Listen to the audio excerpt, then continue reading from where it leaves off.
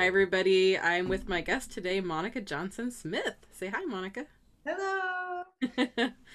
Monica was a music minor, I think, right, at Yeah. Nebraska whenever I was there doing my master's. What was your major in? I don't even remember that.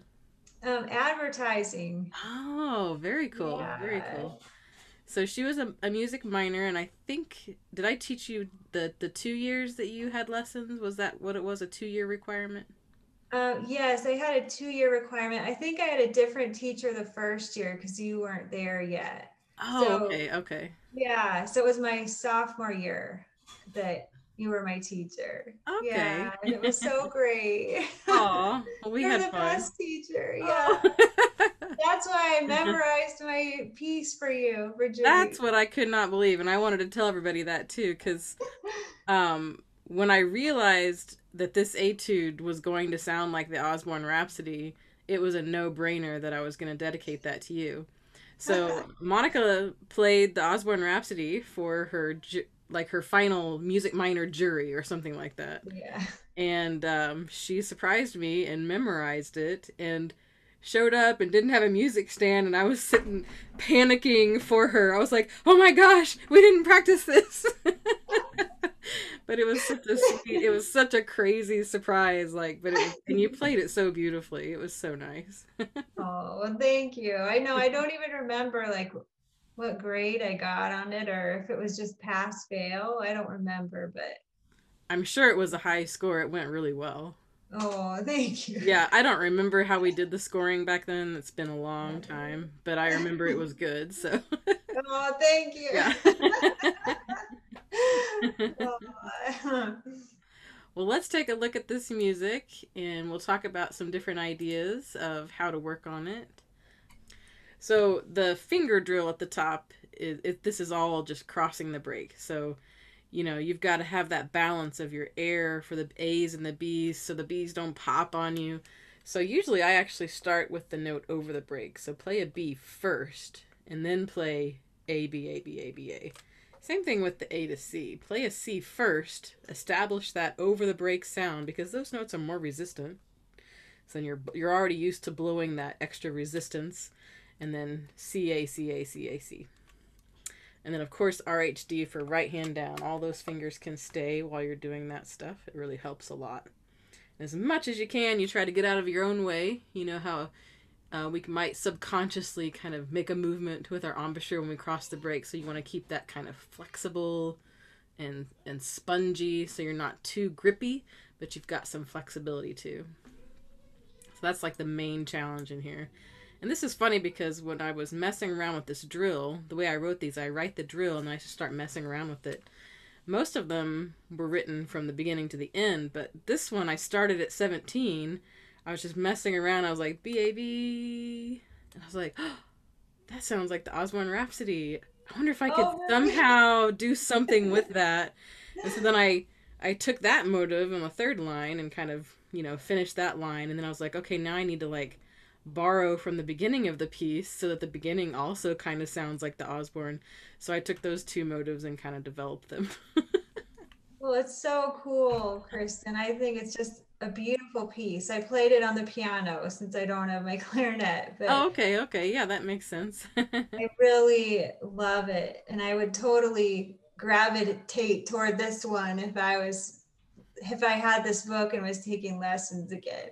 Sure. I mean, it makes sense. And this is a really good one. Like, if anybody's interested in learning the Osborne Rhapsody, like, this is a great warm up to it. You kind of get the rhythms of it, you get the pacing and sustaining your sound and thinking about the shape and pushing dynamic contrasts. And so it's kind of like a little bite sized version of that piece. And then you can kind of graduate towards the bigger piece or something similar to it, because unaccompanied pieces can be a little bit tough to chew on when you're first throwing them, especially if you're like a second, third, or fourth year player, like a junior or senior in high school, and someone gives you Osborne Rhapsody. It might be a little too much to chew on, but this can kind of help lead the way to something like that. Yeah. But like Yeah. I said, control of sound, dynamics, notice like this pianissimo sempre. So we want to have some shape here, but then we want to have room to get quiet and stay soft.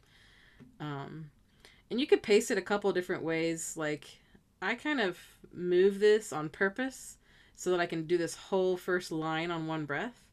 But if you want to pace it more like the original Osborne piece, then you might take a breath every 4 bars and play it in a slower tempo. So there's kind of two different ways you can look at it. That's Now, looking at kind of your clarinet memory, Monica, I know it's been a little while since you played. Do you remember any tips you would give to somebody crossing the break or anything else that you've noticed in this piece? I can't really offer any expert advice anymore because I've only been playing piano lately. But I do remember, like, I think it's great that you have the drills at the top because I do remember it being very hard to make it sound good going across the break. So I do like that you start with the drills. And I noticed it's on I think every single. Yeah, that's kind of the idea. Yeah. I think it's so great to start with the hard things, practicing the hard part before you even jump in Yeah.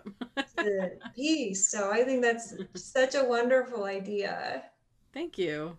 I hope that people like the concept and that it's helpful for individual playing and for teaching. That's kind of the idea too. Is I wanted some teaching materials, so I kind of was like, all right, here we go. Let's just make some.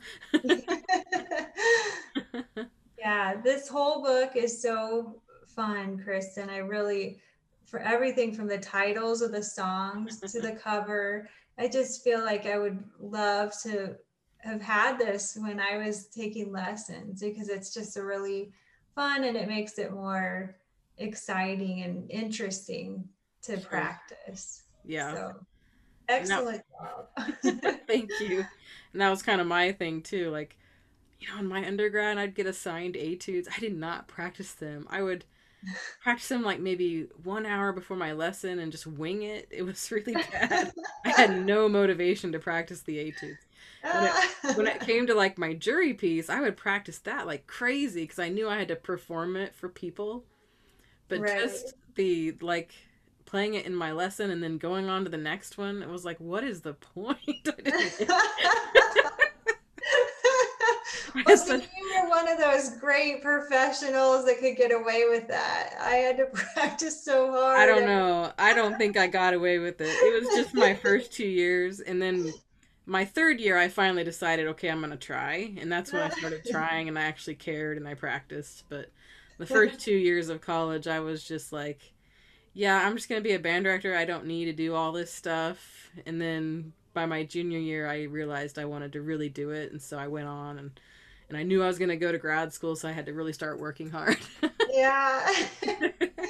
Where did you go to undergrad again? I can't remember. University of Tulsa, just in my hometown. Oh, okay. Oh, that's great. Yeah. So Oh. Shannon Scott was my teacher. I feel so bad for her. My first 2 years, I was oh such a musical loser. No, I doubt that. Somehow I don't believe I it. was last chair, and I didn't care. I honestly didn't care, and then I started to really care, and so it changed pretty quick. That's a good story. Let me see if there's anything else I wanted to say about the music. Um, I did say something about, be flexible with the phrasing. It doesn't have to be like metronomic. You can start kind of gently, push in the middle, and then end gently. I always like to take my time in places where there's a breath, let the whole thing finish, and then take a new breath to go to the next thing. Mhm. And when we get to this motive at 17, because these notes are kind of quick, I like to lean in on the first note a little bit. Ya da da. That way it doesn't get lost, because that could easily get lost if it's just da da da. So I'll play a little bit and give people an idea of kind of what I was thinking when I wrote this.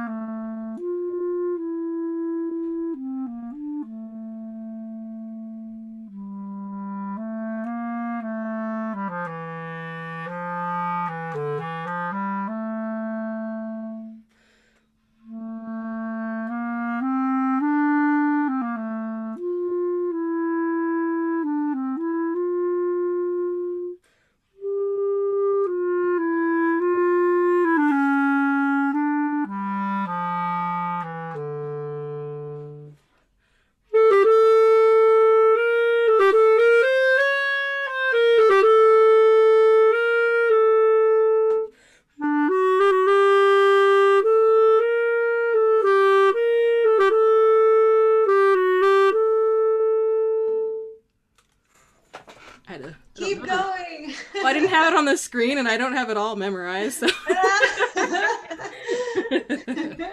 But that's the idea. You get those two motives, and then they're just kind of developed instead of completely copying what happens next in the Osborne Rhapsody. So Oh, just a I little love nod. it. Yeah, I know. Thanks for playing it so I could hear what it sounded like on clarinet. Sure, sure. And it gets really exciting when this mode at 17 comes back here later at 32, 33, whatever that is, and it's just more developed, and it's kind of introducing that Fiero section of the original piece. It's kind of fun to play that too. And then Yeah. we have this whole other section down here. It's just really pretty. So just take your time, easy rhythms. The range isn't too high. As people who are watching this, because they're going to be playing it for the group and practicing it for different purposes. That's cool. All right. Well, that's about all I wanted to say about the music, but you kind of have some exciting news because you recently had a big move. Where did you move from, and where are you now? So we were in the DC area in Arlington, Virginia. My husband's in the military, so he was at the Pentagon for a few years, and it was fun to be in the DC area, but we're just not big city people, so it was just a little too much city for us, but it was fun to be there for a while and see all the sites, and then of course COVID shut down all the museums and everything, but it was still fun. And so then we found out last year we were going to get to come to Colorado for our next duty station. Oh, it was so exciting because we grew up going on vacation here because we were Oh, both from great. Nebraska. So it's really fun to now to get to live in a place where it used to be just for vacation. So Yeah, that's awesome. yeah, we love Of it. course, I miss Colorado. I want to go back as soon as I can. Yes, I know. Come visit us. Yes. So Yeah. what is there something specific your husband does with the military? Are you allowed to say? Yeah, so now Okay. he's he's a logistics officer, and this unit he's with now is a reserve logistics unit. So he's like the reservists come to, and the reservists in the area will come and drill on their 1 weekend a month, 2 weeks a year drill. And Nick is active duty, but he's kind of in charge of all that. So Okay. him and his Marines that are active duty kind of, I don't know, plan the, exercises for the reservists when they come. Okay. So yeah, it's fun. He's really enjoying it so far. It's a good job and interesting new things happening, and so I'm glad he likes it, because that makes it so, everybody else in the family can be happy as long as daddy likes his job. That's funny. And he's never had a job that he hasn't liked in the Marine Corps. He's Oh, that's always, good. so yeah, we're really thankful. We've been blessed That's very for nice. sure. Yeah. Oh yeah, and this job is non-deployable, so he has to travel a little, but not he won't be sent overseas. So we're Okay, very that's nice. thankful. Yeah, Yeah, that's that's a very nice too. plus with this job. Wow, nice. And you have Yeah. two kiddos. Yes, Madeline and Caleb. Madeline's 6 and Caleb's 3. And yeah, they love having daddy around. And um, I've never had to do a deployment with both kids and Nick gone. So that would be a whole other challenge. I feel like There's a lot. yeah, I can't even Yeah, imagine there's because a mine are lot of about the same stress. age. Yeah, no, no, thank Yeah. you.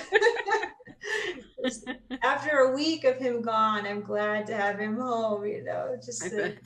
have a small break. Yeah, Yeah. So, that's did you great. have any friends that joined the military bands when you were in school? Um, well, I have a lot of people I know now who are in military bands, so it's hard to kind of track who Yeah. was where and when did it start. But yeah, a lot of friends in military bands, all having great experiences. That's So yeah, great. some who've already retired and have said their whole experience was great. Some who are currently active and loving it. So everything I hear is Hmm. good. I don't hear anything negative, so that's nice. Yeah, that's Yeah. good. Yeah. Aw. Well, Yeah. thank you so much for joining me. I think we can kind of wrap up. Um, Okay. Yeah, I, thanks for having me. I love your yeah, book, Kristen, and I'm thank you. excited to try it out with the clarinet, not just piano. Yeah, dust it off. You never know. Right, I know. Yeah, thank you so much. This has been Thank you. great. Yes, we'll definitely keep in touch. All right. Okay, All right. sounds good.